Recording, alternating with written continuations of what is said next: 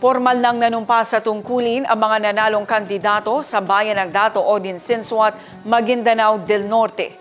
Pinangunahan ito ni Mayor-elect Abdul Main Baba Abbas at Vice Mayor-elect Dato Bob Steele Sinsuat. Ang detalye mula kay Naphtali Bendol. Nanumpa kay Regional Trial Court Branch 15 Executive Judge Annabel Piang ang mga nanalong kandidato sa bayan ng Dato Odin Sinsuat, Maguindanao del Norte araw ng Huwebes, May 29.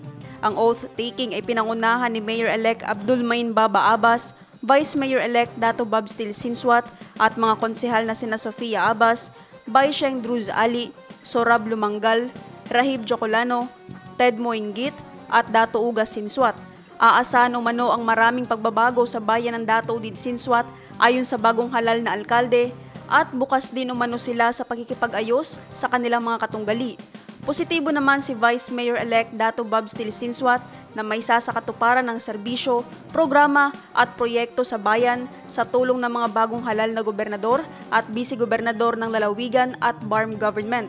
Ang panunumpa ng mga bagong halal na opisyal ng Dato Odin Sinsuat ay sinaksihan ni na Vice Governor-elect Dato Marshall Sinsuat, Dato Blas Sinsuat Mayor-elect Raida Tumawis Sinsuat, mga kaibigan, supporters at kamag-anak ng pamilya.